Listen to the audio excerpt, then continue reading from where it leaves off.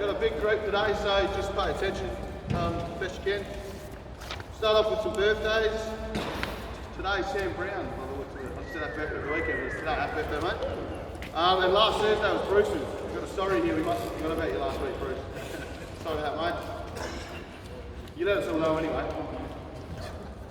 Alright, and anniversary-wise, Greenie's work anniversary is tomorrow the 29th. Somehow he's made it.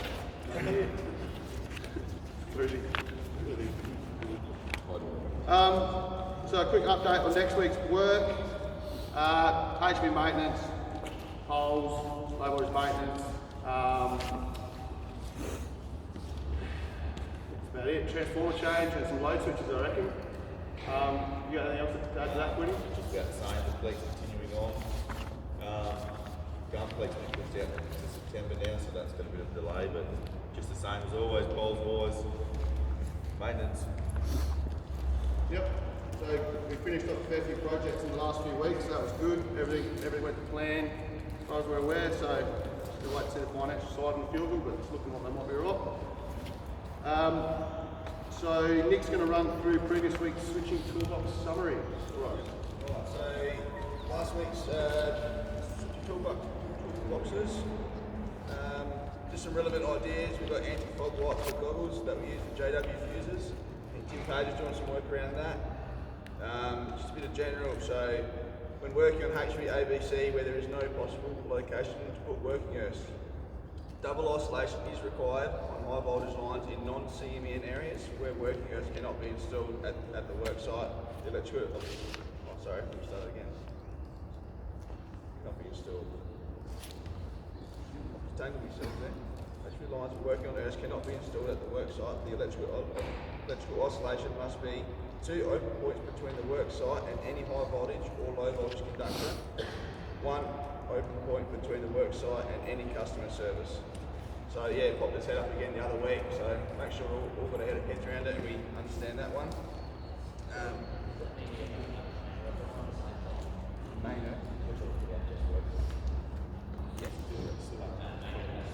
Maino, I believe.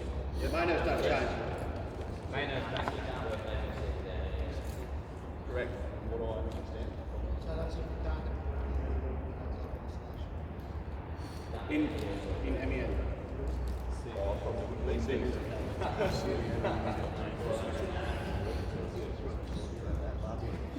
Yeah, we're back at Maino.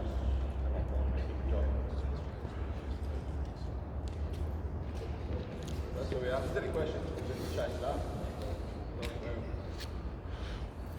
So ongoing stuff, tough bad navigation issues. SACNO are aware and are working to rectify the issue. Just need to reinforce that all the copies of SPs and LVLSPs are filled out with the name on top. Just to end, we got some great knowledge and communication during switching briefings from Josh and Toby. By Josh from Toby and Ace. Falkner is demonstrating great work practices by doing everything they can to ID non-labelled underground LV feeds out of transformers. Well done. 86 days, I believe, without switching incident, so keep it up. And as always, just reinforcing the 7 o'clock start times for our switching briefings in the morning. That's all I had. Thank you, Nick. We'll go through some switching alerts now. Nick's actually got the first one, so you might continue on, mate. No worries. So 22nd of July, planned LV switching was carried out to restore LV area to normal after execution of various maintenance works. LV switching program required that the supply to the affected customer be maintained while it was being swapped from generator to transformer supply. Operator followed the LV switching program, which required them to close LV isolators and then start the corresponding generator shutdown procedure. However, when White Faith LV isolator was closed, minor sparks were observed due to an imbalance between the transformer and generator. Immediate actions were taken to open the LV isolator and complete the correct live disconnection procedure. Switching was completed without further incident. No loss of supply, no injury. Just highlights the importance of switching briefings, being alert and continually assessing the risks associated with the job being undertaken. Thanks, Nick. So if everyone's not aware, that was actually to do with us at Palmer. So I just want to add to that. The switching sheet was wrong, but we are all trained switching operators, so if something doesn't look right, it makes you question it. Alright, so there's a few things we could have fixed there. So we're not considering that an It is a switching near miss currently under Palmer Depot. Correct? Yeah, that's absolutely correct.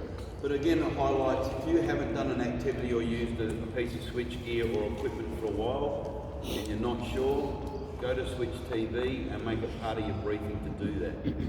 I don't know how many times we've had to reinforce this, and it might be a generator, it might be a Mark 7 transformer, it might be an F&G cubicle. But don't, if you haven't used it, you haven't operated it, and you're really not sure, and you have to go to the instructions, go to Switch TV, have a look. If you cast your mind back for the last 18 months, how many times have you heard operators use equipment they're not familiar with? Ends up in the switching incident. We give you all the time in the world for that one. We keep encouraging you. Please do it. All right? Thanks, Darryl. A couple more switching alerts, which Reece is going to run over now. This is a long one. On the 16th of July 2020, planned switching was being carried out to install and commission LS3814 and a pole mounted TF56 at DF15226 on Risdon Park feeder. Generator was to be connected to an impacted life support customer, however, it wasn't, could not be done easily as the property was a part of a group of units. So a decision was made to tie the LV area to an adjacent transformer 28, and the crew's plan was to close the LV isolators at a tie point and open the TF bus. The switching crew successfully tied the TF LV area to TF28, however it was discovered that the TF only had JW type fuses and not a bus oscillator. So the crew informed the switching coordinator and the decision was made not to open the JW fuses and proceed with the switching, as there was a HV oscillation point created in the HV switching program covering multiple TFs, including that transformer. During the HV oscillation, the crew carrying out switching on the approved dead and open found the DF to be alive. The switching coordinator informed the HVC of the status of the LV switching, and the HVC confirmed this caused LV backfeed into the HV network. The job was cancelled and the switching was amended. So with the J-types, you've only got one isolation point to isolate each circuit, whereas a bus, you can isolate the bus and each circuit, so you can only assume they didn't open the fuses to keep their life support customer on. And then later on, obviously, they'll work out they backfed it, so just be mindful of that. Yeah, keep on your toes.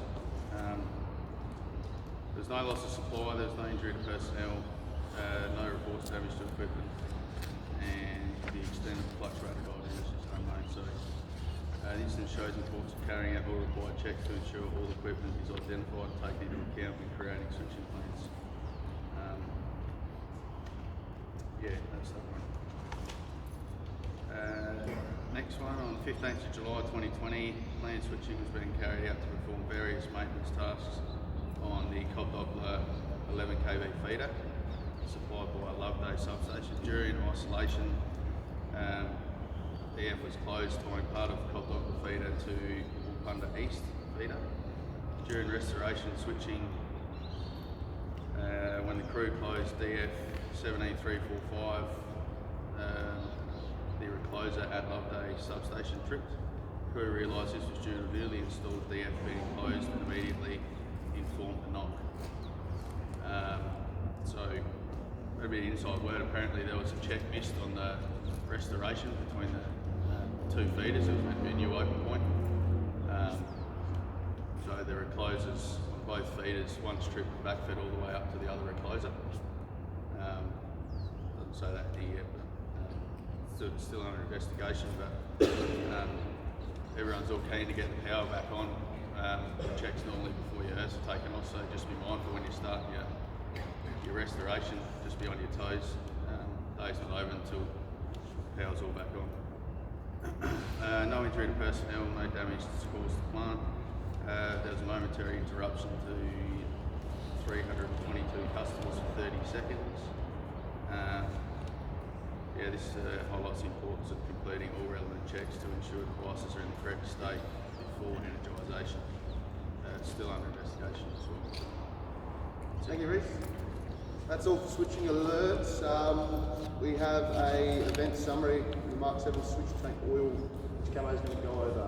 Yeah, so we just had a crew rock up to Mark 7 pad mount transformer. They identified that the oil level was below the accepted level, so they called NOC immediately and NOC advised them to reverse the switching, and the actual prevented the feeder typhoon occurring and the potential for a switching incident.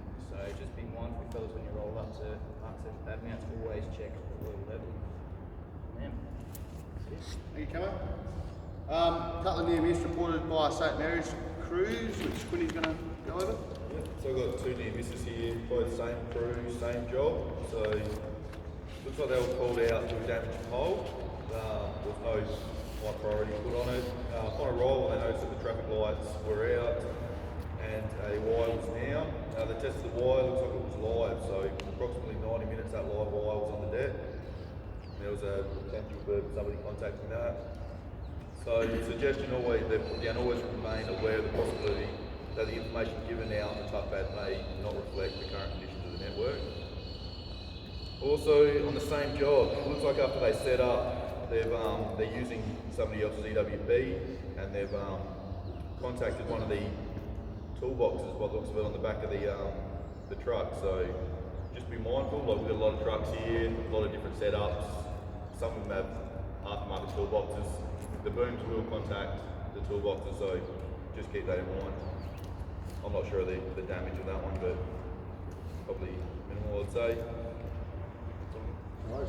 Camo, if you had another safety that to go through, I didn't see that, mate. We would have left it on you before, but So we just had another vertical air brake drive rod failure at the Port Broughton sub this time. So during the operation of the air brake, the drive rod were parted with the pivoting rod at pole top. There was only one attempt to operate the switch. As per the equipment bulletin 185, the retaining strap actually worked and successfully captured the drive rod, which is good. So this event serves as a reminder to ensure trade skilled workers and substation personnel are familiar with the equipment bulletin 185 and pay particular attention to their risk assessment process before they operate any of those devices. So yeah, that's probably a good thing that the retaining strap grabbed that one, unlike previous. does everyone know what those retaining straps are? It's actually just a bit of copper, I believe. Yeah, it just goes around the drive rod. So just all the vertical air brakes, whether in a sub or on the line, should have them installed now. So just make sure you check them out before you operate them.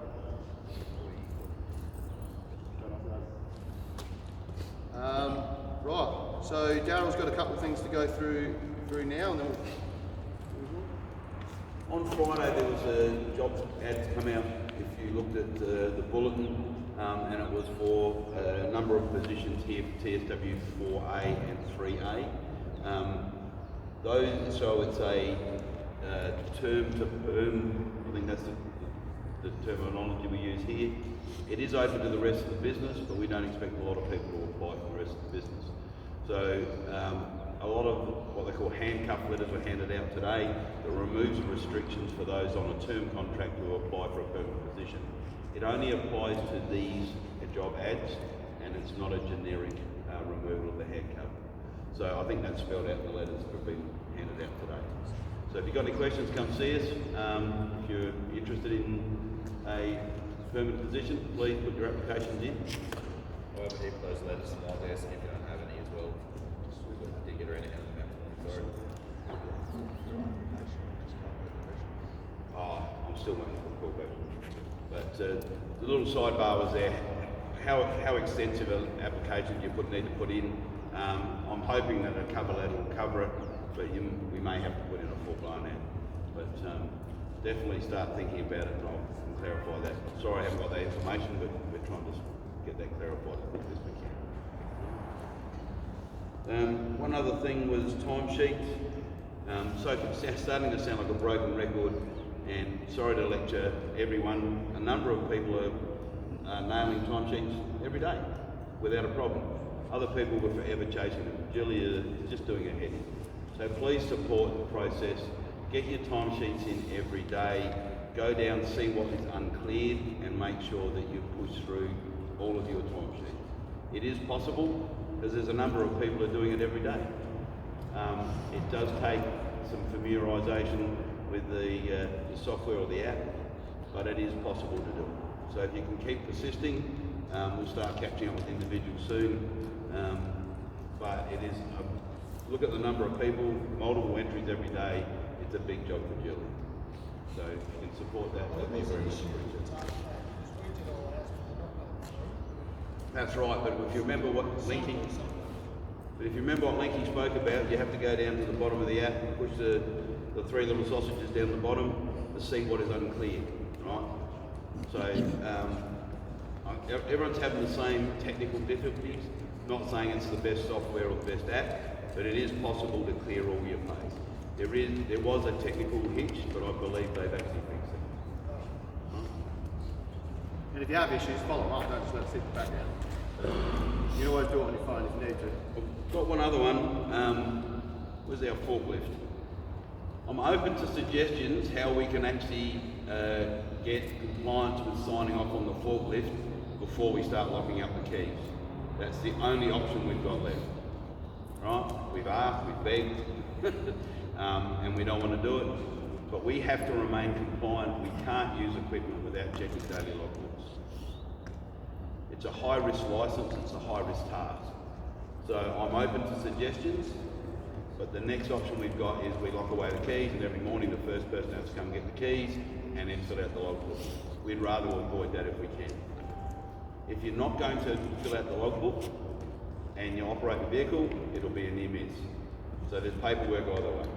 So please support that as well. All right? It's a legal requirement.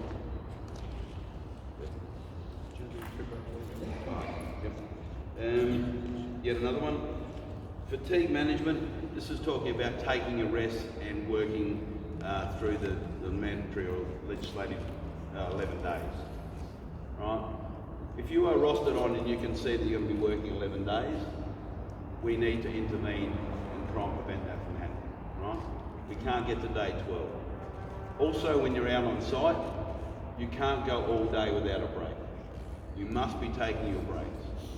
If for some reason, and we know there are exceptions, you need to escalate that through your 6 to your 8 to get permission to keep working. Right? Almost sounds ungrateful, but going back 2 Sundays ago, we had a huge day, and it was a big day. But you can't not have breaks. One, you can't operate a heavy vehicle if you haven't had your mandatory breaks. It's actually against the law. We do have an exemption in emergencies. Planned work is not an emergency. So if you have issues on site, obtaining your breaks, please escalate it and have a chat. There will be occasions when we have to work through lunch, or there is something urgent, we understand that. But on planned work, we should be able to get our breaks. Right. So that leads on to some good news that Mark's going to deliver in regards to the work diary.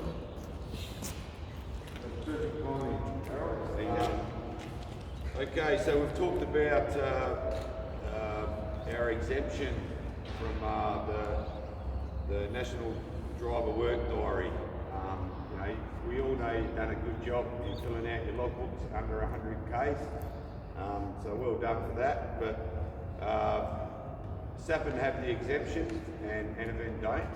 Anavan are still trying to get the exemption, and that'll come in due course. But they've decided they've made some changes to the FD15, which is a fatigue regulated heavy vehicles. And so under 100 Ks now, we're not required to fill in our logbooks. So that's a good thing, but we really need to adhere to the fatigue management, which Darryl was talking about before, concerning driving heavy vehicles. All right, so some responsibilities here. It says here, this is the changes in the document. Anavan drivers are ultimately responsible for their own fatigue management. So with your brakes and all that sort of stuff connected to driving that vehicle, you must do that. So complete the national driver work diary as required. So when driving over 100 k's, we're going to try and make up a map from the depot, from leaving this depot. We'll get a radius of 100 k's. So that's around about like Clare, Balaclava, Way. I think just the other side of like Tail and Bamboo.